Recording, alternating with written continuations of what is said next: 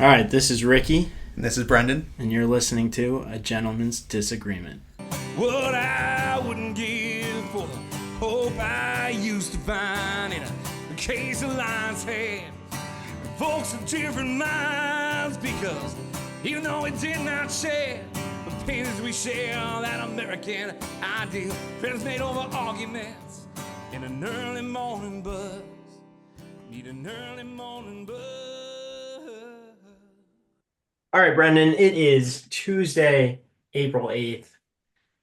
Since we've last recorded, I think you've had a birthday. I did. I think opening day or something happened. We had a national championship in college basketball. Ricky, some might say it's the best time of the year. Indeed, indeed. Spring has not quite sprung here. It was like 40 degrees today, but Right.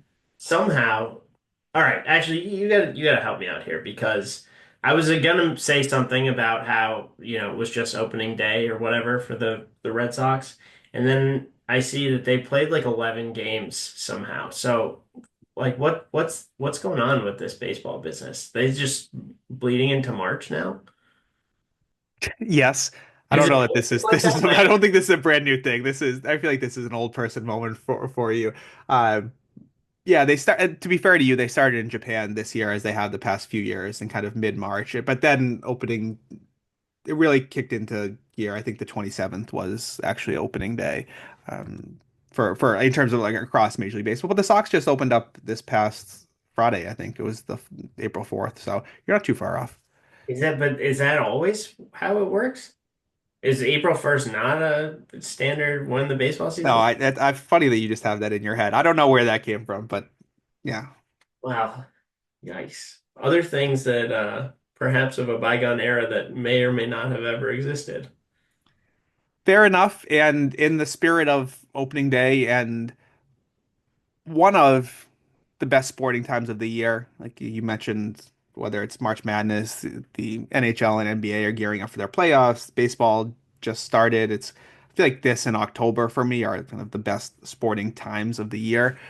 We're going to do what we think is going to be a really fun episode with Emily DeVito and Elizabeth Pancotti, who we'll introduce more fully when they join us in a minute. But they, along with one of their colleagues, wrote an article about, I guess, essentially like about pricing and how absurd the pricing is at sports stadiums and arenas and also in airports. It was a fascinating article that I came across. So they just wrote it. It came out March 27th, so just about 2 weeks ago. And I came across it and sent it over to you, and I was like, this would be awesome to talk about. And you write back, you're like, yeah, I'm really interested in this, and we feel super fortunate that Emily and Elizabeth are going to join us. This is like it's right up our alley because this is all the things that we like when we started this podcast. It's like, well, I just want to record about things that we talk about in real life. And what do we talk about in real life? We talk about sports, we talk about politics, and this is like one of those. And we talk about the economy. This is just an intersection of all of those things, and I'm really grateful for Emily and Elizabeth for writing this piece, and I'm really excited to talk to them about it. Yeah, without further ado. Let's bring them on.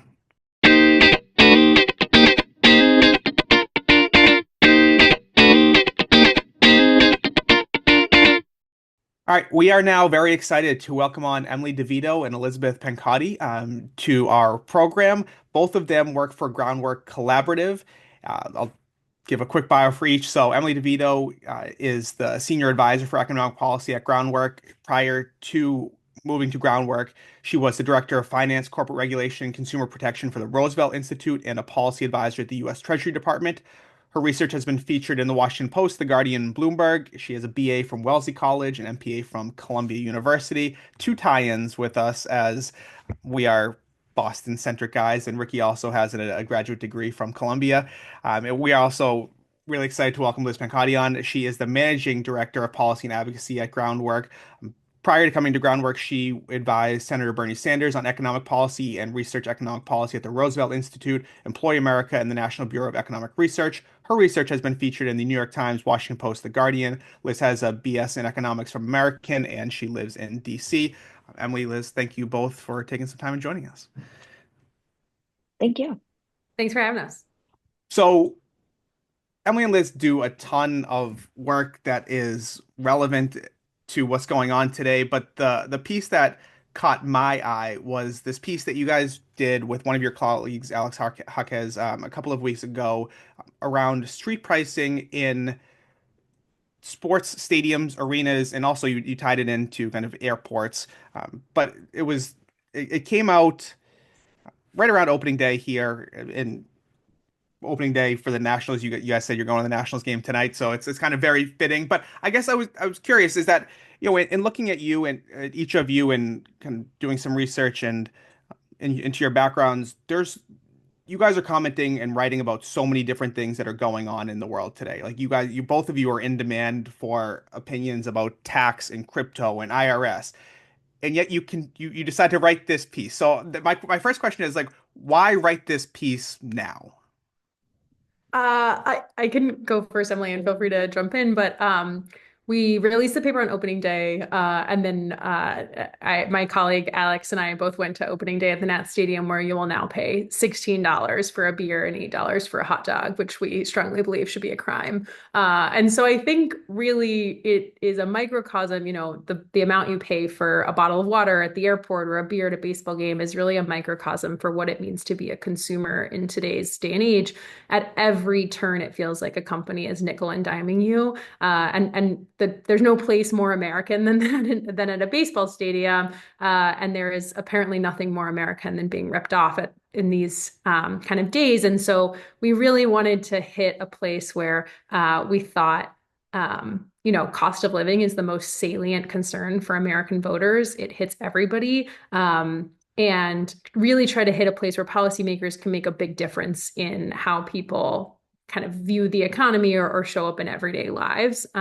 It is something that I hold very near and dear to my heart as a Packers fan, the only socialism in sports, and also as a diehard Nats fan here in DC, where it sucks to pay $16 for a beer. It's the most expensive beer in the league. But this has been kind of a pet project of the three of ours we've been talking about for a while now, of why is it so expensive to go to a baseball game, go to an airport. It costs American families now over $200 to take their family of four to a baseball game. It really hits like a cultural thing of, like, you feel like you work hard, you should be able to take your family to a baseball game. And for most families, it's actually quite unattainable. Emily, I don't know if you want to jump in, but the airport piece of this, I think, too, is important. Yeah, I mean, plus one to everything Liz said. I think the list you just gave, Brendan, of like taxes, crypto, street pricing policies, what sort of animates us and is the through line across all of those things, I think, is folks getting ripped off. And I think there's often a narrative that these are just like market forces in action. But often, if you peek behind the hood, it's like these are just corporate giants sort of gouging folks. I mean, there's no better definition of a captive audience than at an airport, where you can't go back and forth through TSA. You can't bring in most drink and sometimes food, and the same thing at stadiums. So I think sort of teasing out those dynamics is really important, and then obviously trying to solve for them to help folks, I think, like, be able to do these things that are both like very fun and important for a well-rounded life with your kids and family, and also for airports, you need to go places. It's kind of a requirement to be able to travel freely these days. So that's one of the things that I think we really hope to do with this project. Certainly resonated with both of us living up here in Boston and paying some of these prices. It's funny, Liz, like you mentioned, we're in such a populist moment on kind of both sides of the spectrum. Ricky, I frequently joke, like, if you want to win an election, why you just give people the Monday after the Super Bowl off, and here in Boston, let the tea run all night. Like, just like basic things that you'd be like, what do people care about? It feels like a winning message to try to lower some costs of these things that have become luxuries that you would hope that they didn't necessarily have to be. But you open the piece by talking about In 1985, a baseball reporter in Minneapolis at the All-Star game said that the average consumer would pay $5, which in today's dollars is $15 in today's dollars on concessions. And then you list a bunch of other places, including Fenway Park, where the average family of four would pay, I think, $366 to go to a game. So Ricky and I sometimes look and we're like, oh, we're just putting on rose-colored glasses and be like, it didn't always used to be this way. But your research is telling us it didn't always used to be this way. So why what's changed? I think the Minneapolis example is such a good one of it really used to just be that on a Tuesday afternoon, you could pick your kids up from school and drive to the ballpark, and it was a normal activity. It wasn't something you really even had to budget for. And that's for, an all-star game or for a World Series game where, now that could cost thousands of dollars for families. We look at typical, regular season games. I'm not sure I would pay $3 to see the Red Sox play, much less $360 in this season, though I'm paying for the Nats. And I think you've seen a couple of things happen. One, a lot of teams have redone their stadiums in recent years, and so they are adding new features. I grew up in Dallas, so Jerry World has a jumbotron larger than probably any house I'll ever live in, or any house I'll ever see. And these stadiums have, upgraded amenities, but in most cases, the seats have gotten crappier. They have, in fact, added, taken away the nosebleed sections that maybe a family could afford. And on the concession side, there's been a bunch of kind of buy-ups of these things. I don't know if at an airport you've seen, it used to be you had Hudson News, and then you'd have regular restaurants and whatnot. All of those, for the vast majority of airports, those concessionaires are owned by one or two major companies. And at the stadiums, it's all kind of leased through one conglomerate. And so there's just a bunch of middlemen really extracting profits from a bunch of these things. So sure, for your Bud Light at a restaurant down the street or a bar down the street, you might pay $5. And that restaurant gets to keep two or three of those dollars based on what they pay for the Bud Light. At a stadium, they're charging you $17 for that beer, and they're getting to pocket 15 of it. But that $15 is going to a couple of different people. Namely kind of the big concessionaire that's in charge of that. And Emily looked into this a little bit for the paper, but there's been a ton of consolidation in the concessions business over the last kind of 4 decades. Yeah, so even in places, I mean, sort of case by case example, I'm sure abounds depending on what venue or airport you're looking at. But even in airports that sort of purport to provide local brands, like a local restaurant that exists. And I'm from St. Petersburg, Florida. I fly out of Tampa Airport. There are a couple of restaurants in there that are, like longstanding community spots. Those are not actually like the same sort of like family owned brand. They've sort of leased the name and probably some of the menu options. But it's a lot of private equity backed groups. It's a lot of investor consortiums. It's a lot of, like big sort of powerhouses in concessions that are sort of borrowing on the idea that they're local. And like that's fine, I suppose, but it means that there's like very little variety actually, and no real incentive for prices to stay low without some kind of intervention for consumers. I'll just say at DCA, at our airport here in DC, there's one terminal that mostly is the Southwest terminal where Chibo Express owns all of the concessions. So like they have a little fake French restaurant, and they have like a little breakfast counter, and they have a Dunkin' Donuts, and they have like a Boar's Head sandwich counter, but it is all owned by one company. So it looks like they even design the little stalls in different ways. But if you like check out on your credit card twice, it says the same company. And so it's just really manufactured in all of this. Portland Airport is one example that has really stayed true to its values over the years, and they feature a lot of local businesses, but their prices are routinely the lowest in the country, and it's because they have street pricing laws on the books that are really robust. And it means that when you buy a bottle of or buy a bottle of water at the Portland Airport, it's $1, $2. It's not, I paid like $8 for a bottle. $7 or $8. Yeah. It is really interesting when you follow sort of the money to see exactly how these things break down, and also the sort of illusion of consumer choice in these venues. I think that being said, and just the general idea of like controlling prices, seems to me that this would get a lot of traction among Democrats. But in your article, you have sort of blazoned in the front like a nice graphic that shows that you have broad, strong support for this idea. I think nobody likes going to a baseball game and getting fleeced.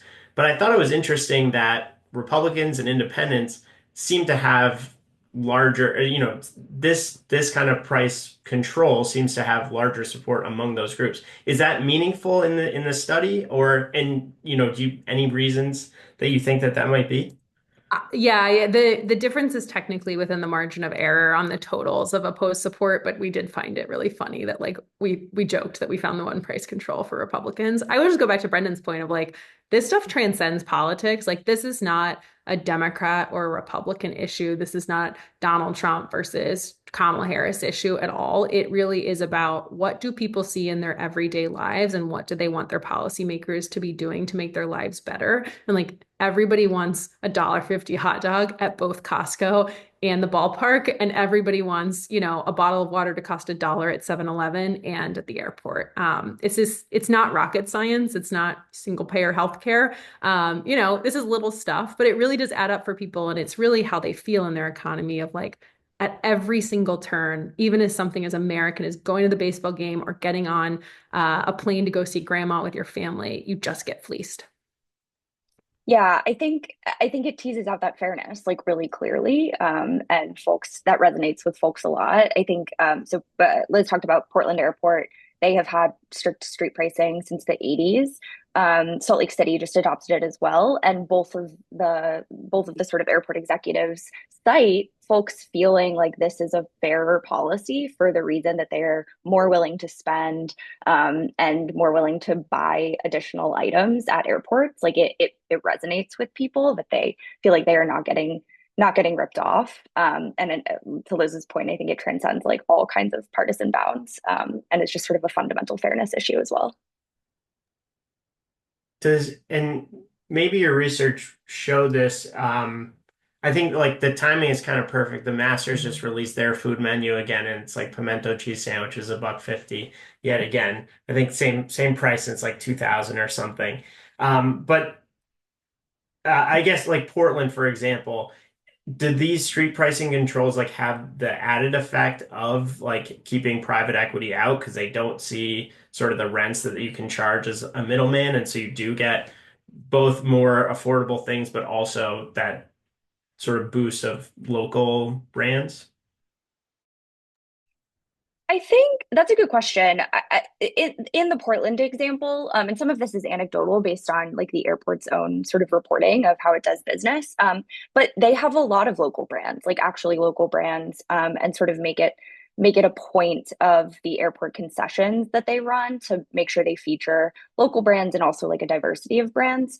There are some existing sort of incentives on the airport side to diversify concessions, but those largely divide on like small to large businesses rather than like local to mega corporate or anything like that.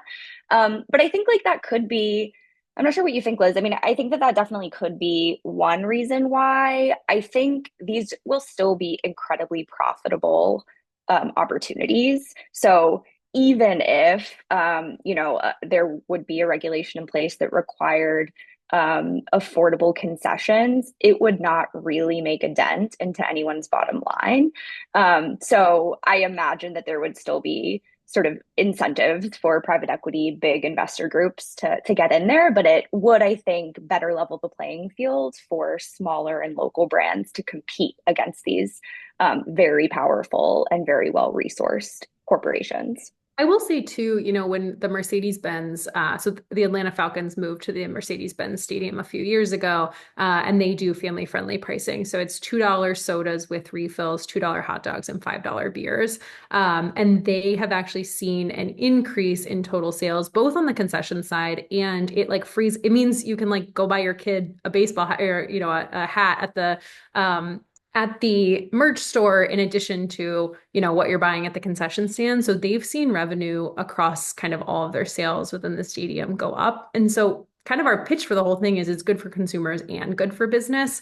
I think private equity, and Emily's done a bunch of research on private equity. Private equity is looking for, very particular margins in their investments and kind of cutting costs and fleecing workers. So maybe the margins aren't what they're looking for in these investments, but the total sales volume and the total profits, like we've seen those increase at places that have put these kind of friendly prices in place voluntarily. I will say too, like the margins on a lot of these concessions are so high. Like, it costs, especially on soda is the one that like really grinds my gears. It's like $8 for a soda at Nat's Park, and that there's no way that thing costs more than $1 to make, even inclusive of like the worker pouring the soda. But that one, I know what my soda stream costs at home, and I know what the Coke Freestyle machine. We're not even getting Coke Freestyle. Like we're getting normal Coke for $8. It's bonkers. It really that one's really frustrating to me. Putting the alcohol aside.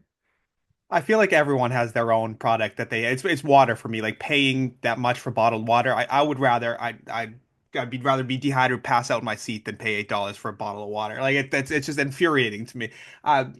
So you mentioned Portland as the airport, and the Falcons, Arthur Blank chose to implement family friendly pricing. Obviously, we only have these few examples because it's widely not happening, because people are able to make these huge profits at the expense of the average American, the consumer. So could you just clarify, like, as we've been talking about this idea of street pricing, what does that mean? What are you kind of advocating for policymakers to do to control these prices? Yeah, so the what it is, I think, is a different question than like how we suggest implementing it across airports and stadiums, but it would essentially require pricing within venue to be the same as comparable items found outside venue. So, like a Dunkin' Donuts coffee inside an airport should cost the same amount as a Dunkin' Donuts coffee like 2 miles away in a metro area. The same for something like a prepared sandwich at a Chivo Express should be the same as a prepared sandwich in like a basic sort of supermarket or bodega outside of an airport. And a couple of airports, actually, I should say, like the vast majority of airports do technically have street pricing policies in place, but these are called street pricing plus policies, and it functionally allows them to upcharge up to a certain amount, which I think is also like very misleading. That you could have sort of a policy in place purportedly to protect consumers from overt price gouging, and it actually just like allows it up to a certain degree. So the Port Authority of New York, New Jersey just upped their street pricing plus policy for Newark, JFK, and LaGuardia, three of the biggest airports. And it goes from plus 10% to plus 15% with an additional plus 3% surcharge. So you can technically sort of get a meal, a bottle of water, a hamburger in Manhattan, and then pay 118% more for that thing at Newark Airport or LGA. So what we are proposing is like just minimizing that upcharge and making it just comparable prices outside of the venue should be the price cap. And for stadiums, they case by case, I think you have seen a lot more teams and owners institute like value meal deals. But the only venue we could find in the sports world that actually had across the board sort of price caps was Mercedes-Benz. Other teams will offer like a couple of items at affordable prices, but then you can still sort of, if you actually want to access all concessions, you can still be upcharged pretty significantly. I'll say too, like, so Pittsburgh in particular at their airport has a street pricing law on the books. And they actually did a study like now 10 years ago in 2015, where they found that there was not a lot of compliance. And so even though these laws are on the books, like no one is going to the Hudson News and checking the price on a bag of Chex Mix every single day. And what a lot of these vendors will argue is they'll be like, well, our product isn't exactly found anywhere else. Like we have a bacon, egg, and cheese with turkey bacon. And so the comparable isn't the bacon, egg, and cheese with bacon at the bodega. Or like, just like really kind of trying to get out of it. And so they didn't find very high compliance in that. And so part of it is on the implementation side too, of like, okay, even if you have all these laws on the books, if no one's doing any follow-up, these vendors are just kind of getting away with it. I think if it were more widespread and if you didn't have this add-on and that add-on, you can kind of finagle the math to be like, okay, well, we found the one 7-Eleven in Manhattan that charges, $4 for a bottle of water, even though all the other 7-Elevens charge $2. And so you can really be selective of it. Like I remember reading one study from an airport about like wine prices. They were like, well, no one else has this particular red blend. And so we don't have a reference price to go off of. And we can charge $18 for our glass of wine because no one else is serving this like proprietary blend of red wine. It was like, okay, but everywhere is selling red wine. Like it doesn't really matter. Like also you're probably just you're just putting Franzi on a glass and that should be your reference price. But there's a lot of gaming of these vendors. Like the Starbucks one really gets me of, I paid for Starbucks at the airport the other day. And it was like $9 for the same drink that I get at a normal Starbucks.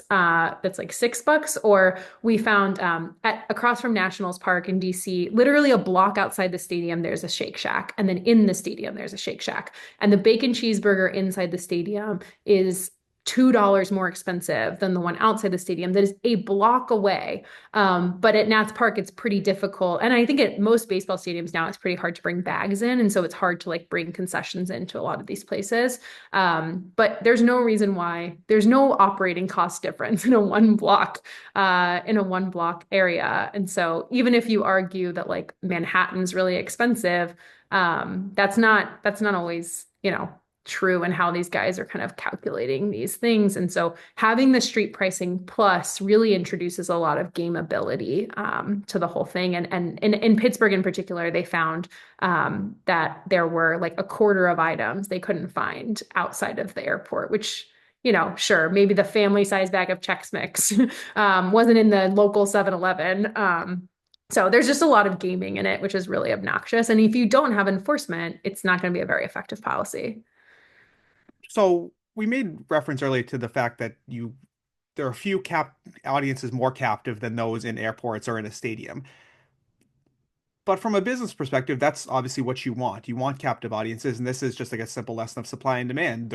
Because there is so little supply, we can kind of and such a high demand, like in a captive audience, you can kind of charge what you want. So, like, why shouldn't owners of teams be able to charge what they want? And obviously, they would tell you that it's super expensive for them to run these teams, and they pay hundreds of millions of dollars for their rosters to put the most competitive team out there. Like, why shouldn't they be able to make money on concessions as much as they can, as much as people are willing to pay? Some of these teams should really be putting more competitive teams out there, I'll just say. Pittsburgh's a great example of that. Yeah. I'm not sure the Dallas Mavs are putting their best foot forward given some of their recent trades. But really what we emphasize in the paper is so many of these stadiums, I'll focus on the sports teams in particular, but so many of these stadiums receive taxpayer subsidies, either because local cities subsidize, like they provide bonds, and then those bonds at the federal level are tax exempt. Some of them, I don't know if you followed the DC debacle of either,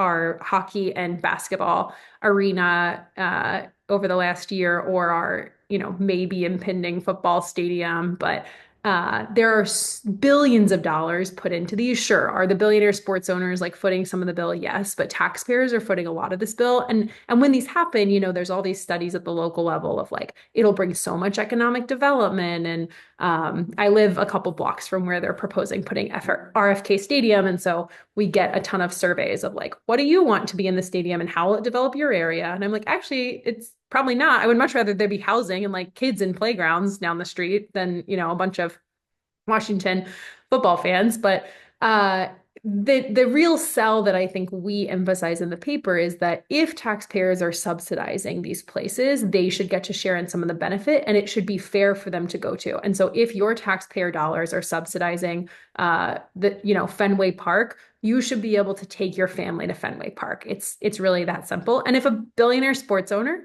wants to not take any public dollars for building their stadium, that's fine. And they can charge whatever they want for beer. But insofar as they're taking those taxpayer dollars, things should just be fair. That's it. Yeah, I think that makes a lot of sense. I feel like there's also allegories with like the public utilities, right? Like you can't build a competing telephone line or a sewer line to your house, so there's got to be some way to kind of regulate what they can charge you Yeah, for. I mean, perfect competition is built on also mobility of customers. If you have no other, if you're not freely mobile to choose a different provider, these markets are not perfectly competitive. Like that's not the laws that we're talking about, kind of within these places. Sure. So let's say Massachusetts adopts these laws. I want to stick with the sports teams for a minute. I think one of the issues here is that not only is there limited supply like within these stadiums, but there's like a limited supply of these teams, right? If we're talking about the big four sports in North America, we have 32, essentially 32 teams or 30 teams in the case of the NBA. I think the fear would be, all right, we're just going to pack up and we're just going to go take our team somewhere else. And economic loss or gain aside, there's such an identity tied to these teams. And I feel like as much as we might bitch about going to these stadiums and paying these like high prices, like I'd still rather have the Sox down the street than have them, in a different state. And I think that's a hard part where the owners seem like they have so much leverage here. If like if we talked about the public funds. Okay, well, if you don't give me public funds, I'm just going to take the St. Louis Rams out to LA, and now the people of St. Louis, you're out of luck. And like I'd rather pay that money. So I don't. You didn't really address it directly in the paper, but I imagine it's something you have thought about. Do you have any kind of thoughts on that? I think we're really hoping for like an equal playing field. I hope if a local or state lawmaker sees our paper and they want to introduce it at the local or state level, like we would love that. But I think we are really hoping for like federal policymakers to see this and kind of create a level playing field here so that it's not, is it cheaper to do this in Vegas? If I'm the Oakland A's owner, then I make a decision to move the team based on, whatever incentives Vegas is giving me versus the city of Oakland. That's a whole other, we could like have a whole other conversation about the A's in particular. But I think really having an equal playing field. And I just go back to the point of like when the Falcons did this, they made more money. Like this makes a business sense for these owners. They can make even more money on their, sweatshirts or their foam fingers or, better tickets. Like if I'm a family and I'm picking between Section 400 tickets versus Section 100 tickets, but I know I'm going to have to spend $100 a person to feed my family dinner at the ballpark. There's really a trade-off here that I think most families would still spend quite a bit of money to go to these games, and in fact maybe more. But it's just a level playing field argument. I think also like your sense of sort of loyalty and identity based on who the teams are in your community is even more reason that they should sort of be paying you back for that loyalty and that sense of identity with fairness when you go and support your teams. It's obviously such a big source of community. But teams like don't have the same obligation to those communities. And Liz referenced some of the research earlier. Like they also just aren't resulting in increased economic activity either. So this is one way I think you can sort of like pay it forward to your fans that really keep the franchises going. The Sox might be an exception here. I used to live in Boston and I lived in Fenway. So I used to, go to a random game on a Tuesday night if I was free. But at most of these ballparks, they are not selling out, especially the weekday games, because it is so expensive. And so if you made it, at the Nats, they just changed it this year. They've kind of taken away some of the benefits, but it used to be that if you lived in DC and you had if you had DC driver's license, you could go up after first pitch and get like a $5 or $10 ticket and standing room only, but like there's all kinds of picnic tables and places to go. I've never paid for a full price ticket at Nats Park. They've changed it a little bit, but making it cheaper to do this also brings in more fans. There are so many people, who live on the other side of the fence in JP who just can't afford to take their family to the Sox game for $200 on a Tuesday night. Who's spending $200 on a Tuesday night for a family outing? Well, it may be a long time since you've been in Boston. JP is now rather chic. But I lived there 2018 to 2020. Now it's fancy, I've heard. it's on the up. Um, I mean, I guess so, with this kind of broad support, an idea that it feels like everybody can get behind. What have you guys heard anything? Have any legislators reach out to you? I'm like, what I'm worried about is that this goes the way of like the daylight savings amendments that just like no one's willing to be a first mover or put this out there, even though everyone seems to be on board. If you want to have us back on for daylight savings, I'd be happy to litigate that issue. But Emily, I don't know if you want to talk about kind of the interest we've seen. Oh, I was just gonna say I zag on daylight savings, so do not have me on that pod unless you want dissent. Just make it Um, consistent, whatever it is. I just want it Here's to the be the thing, same. abolish time zones. No time zones. You choose to live somewhere it's dark at night. Liz Life, wants chaos. Ah, yeah, Yeah. that's a no take. time zones. No, yeah. I mean, we have seen some interest. I think you know, for all of the reasons that you all named, legislators are interested in this too. We're still having some conversations, but we tried to lay out really clear ways that this could be achieved. Obviously, like getting it requires acts of Congress in a lot of instances, and that is a hurdle in and of itself. But sort of like socializing the idea and getting some people on board, we have had some early success doing. I'd also say that especially for the stadium angle to it all, cities and states have a lot of power too. We primarily focus on federal solutions, but we sort of hat tip a few that cities and states should look at. And so I think it's possible that this has a lot more legs at the city and state level, and we just don't have at this point sort of the capacity to track like every single development deal.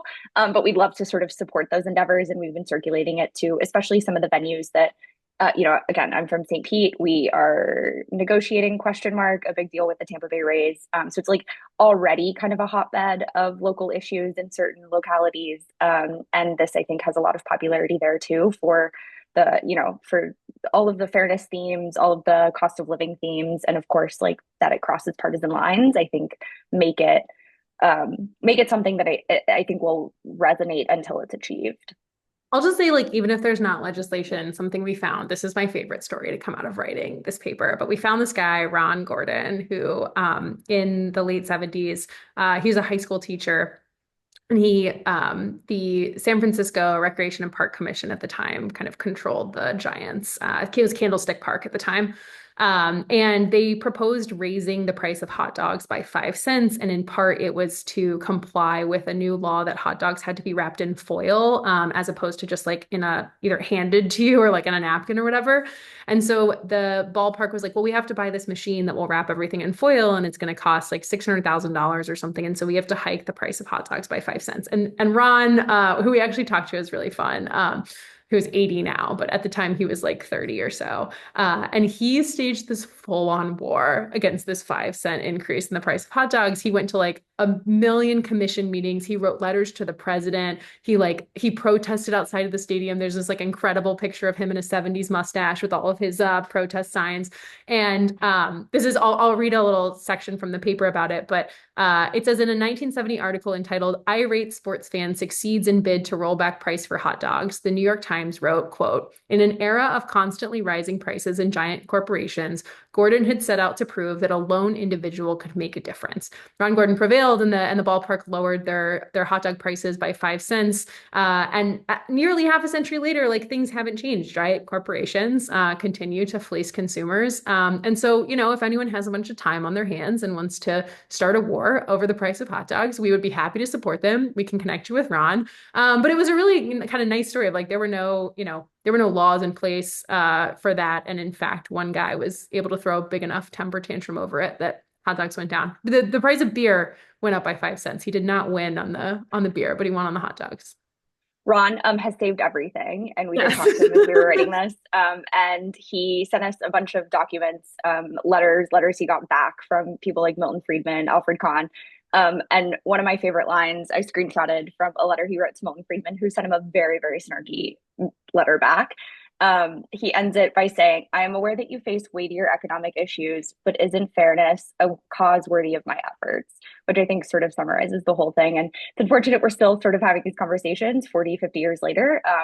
But it's kind of a nice sort of poetry, I think, to the through line for the very weighty economic cause of fairness. Yeah, President Carter. So this is in the 70s when inflation was very high, not so unlike the period we have just come out of or about to enter. But the president's like chief inflation czar, essentially, Alfred Kahn, wrote him a letter praising his quote heroic and unflagging inflation campaign. And he said something to along the effects of, "If I could be as persistent as you, perhaps inflation wouldn't be so high right now." But it was like a fun historical thing that we found in writing the paper. And if Ron could do it, it felt like maybe we could find a lawmaker willing to take this on. Well, one can certainly hope. That's a really nice story to end. Thank you, Emily and Liz, so much for your time. This has been super fun. I'll give you the floor. Like I kind of said at the beginning, you guys are talking and writing and researching about a whole bunch of things about what's going on in the IRS and with tariffs and with taxes and crypto. Do you have any takes you want to fire off before we wrap up? And it's if Um, not, that's fine too. Yeah. No, I have one queued. I would love to just promote for the next until April 15th for the next week that for just the second time ever, the IRS is offering a program where you can file your taxes for free directly with the IRS. It's called Direct File. It's available in Massachusetts, New Hampshire, Connecticut, 25 states, probably all the ones that your primary listeners are living in or working in. And it's just a great way, sort of very, very different theme, obviously, but sort of a similar way to lower your cost of living, get a service for free at a fair price. We all have to file our taxes, and it's the way you can access so many credits and the refund that you're owed. So if anybody hasn't filed yet and you're looking for a last minute way to do so, please use Direct File until April 15th and avoid the $200, $300 surcharge at TurboTax or H&R Block. Yeah, you could take your TurboTax dollars and spend them at a hot dog at Fenway. Yeah. And if people want to find this piece, or if they're interested in your work in general, where could they do that? We are at the groundworkcollaborative.org. And then Emily and I are both on the site formerly known as Twitter. I'm at EN Pancotti. And Emily, I don't remember what your I'm handle is. at EM DeVito. Beautiful. Well, we'll be keeping track. This is like I said, been so much fun and got me down kind of a groundwork collaborative rabbit hole, which it's been super fascinating. So it's definitely something we'll be following your work. And again, thank you both so much for your time and perspective and research. This was great. Yeah, Yeah, thanks for having us. Go enjoy the Nats. Yeah, have fun at the game tonight. Yeah. All right, see you soon. Bye. Yeah.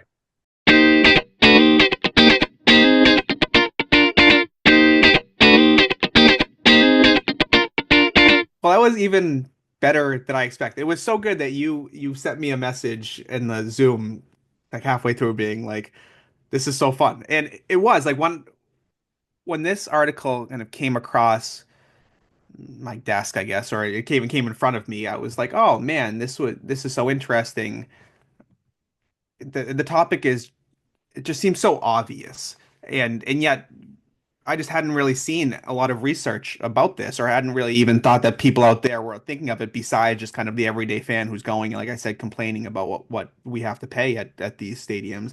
But it was really fun to read like a really well researched policy article that then also had prescriptions for like how we could solve this problem. So it was a great piece and super thankful to Emily and Liz for like all the research they did to produce the piece, but also being willing to hop on and join us and talk about it in not only in depth, but in such like a fun, energetic manner. yeah. Um, I mean, just on the topic in general, it's just it's one of those things where you're like, you feel like this is a sad fact of life, but doesn't ever feel like, oh, there's something that we could do about it. And here go these two people are like, why is it like this? It Yeah. wasn't always like this, and it shouldn't have to be like this. And putting together this like very well thought out argument, and you know, beyond the fact that there's a profitability case, the additional, these large private organizations take a lot of public money and at the same time extract their profits from the same public that subsidizes their business. And so should Yeah. be about that. That was the piece that really did it for me because as I was reading the article, and I would encourage everyone to go read it in depth, while it's a somewhat lengthy piece, but it's an easy read, I would say, relative because it's an interesting topic and it's really well written. But that was kind of as I was kind of reading the piece, I was in my head making this supply and demand argument, but also thinking about it does cost a lot to run these teams, and what we're asking them for is, yeah, if you're going to charge me $15 for a beer, at least put it back into the team. That's I think that's always most frustrating to us when these owners are making such enormous profits off the concessions and the ticket sales and whatever else they're making their money off of, and then not putting it back in the team. That's super frustrating. But we almost kind of live with it if we're putting a competitive product on the field. Well, I'll pay all that. In some ways, you justify it, but like I'm helping the team, and I think that's maybe just the way that the owners suck you into complying with these prices because ultimately, I look at the Celtics, for example, and their roster is $300 million, might be up in the 400 millions next year if the new owner pays the luxury tax. And I'm like, man, that's a lot of money to be spending every year on this team. All right, I'll suck it up and I'll pay $18 for chicken fingers and fries. You know what I mean? Like, but then you see them sell for $6 billion after the owners paid 360 million for them 20 years ago, and it's like, oh, God, I don't feel badly for these billionaires at all, right? But I think in some ways, like even when we talk about the player owner dynamic, and I feel like we so often criticize the players for asking for more money, and I still think they're making kind of ungodly sums of money, but it's a player versus owner battle, and these owners are the they're the very top. So whatever. It's just I kind of went through that whole exercise as I was thinking, and it's like I don't know why we, to your point, we just kind of accept this as it is, or as like a cost of doing business or cost of supporting a successful team in a successful city. You're just like, this is what it takes. It doesn't have to take that. Yeah, I did think that your like interesting point about it can't be a state level or a city level thing because we know over time what happened to the Oakland Raiders or St. Louis Rams, et cetera, is apparently a prospect for any organization, Yeah. even living in Boston as storied as ours are. I think the Patriots were looking at moving to Hartford at one point. I see that pop up on my timeline a lot. Um, it's and yeah, I don't know, but isn't there something like as American as like I mean it was kind of a joke, but like charging literally as much as you can as long as people are still buying? Well, that's the thing. It's like it's these two like American values like crashing into each other. It's this what's more American than like going to a baseball game on a summer afternoon and having a beer and having a hot dog. Like that's you think of kind of quintessential mid 20th century America. I feel like that's what comes up, and that's not that different today. Maybe it's a football game today as opposed to a baseball game, but then you also think, all right, well, if people are willing to pay this much money, shouldn't owners just be able to charge that money? But that's why the public nature of so many of these stadiums, I think, is the critical point for me, and that's what makes it different. And I do think the one thing we didn't get too much into it because I'm less interested in it, honestly, of the airport comparison. But I thought it was a really nice way to do that in the piece where not only are we kind of subsidizing, not only subsidizing, we're paying for these airports with our tax dollars and they're kind of public utilities in a lot of ways. And then we're kind of getting screwed with not only we're being taxed more because we have a local airport, but then when we go to that airport and we're getting screwed because we have to pay so much to eat dinner or have a drink for the plane. And I think Emily and Liz correctly point out you're just getting kind of screwed both ways. Yeah, doesn't that feel like it's happening a lot lately? And that's what I'm saying. If people are interested in their work, they're doing a ton of work on things that we kind of joked about, or quote unquote, like more serious than this. But I liked it when they said the through line is it's really about what's fair. Um, and this is something this one of those things, Ricky, like the policies. It just seems so obvious. Why don't we have a champion for this, right? Like they're historically low approval ratings for all of these institutions and the people, the Senate, the House. Why wouldn't someone kind of take this as, take the mantle of this and be like, this is going to be my issue? That the approval, you referenced them in the article that the approval rating across Democrats, Independents, Republicans, 75% plus on all of them. Someone out there, maybe. Yeah, I don't. I think I'm gonna be making a stretch as I try to weave this in. But I like this is one of those things where I wonder how much our like two-party system like hurts us, where you just like kind of as you ascend in the ranks of government here. So, talking about getting into the House of Representatives or the Senate, you start to like it feels like this could be a reason that somebody's just like out there. Like, why do we have this? This is stupid. I'm gonna go and fix this one thing. But Yeah. by the time that you get there, it's like you forget about whatever the one thing was that you were sent there to do, and then now you're just like a part of whether you're a Democrat or Republican, like those are now the issues, and those are the only issues that you talk about and nothing else. And like that's the only thing anybody ever asks you about, and it's just like. Ah, No, I just want to talk about prices of yeah, concessions at yeah, sports stadiums. yeah, That's all I want to talk yeah, about. exactly. Don't ask me about any of this other stuff. Yeah.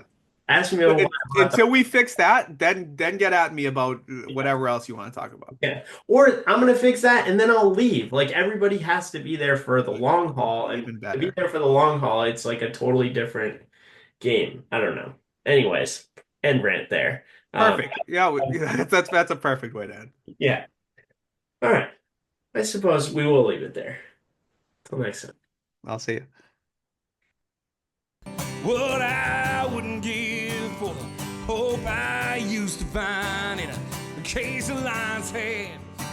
Folks of different minds, because even though we did not share the pains we share, that American ideal, friends made over arguments in an early morning buzz. Need an early morning buzz.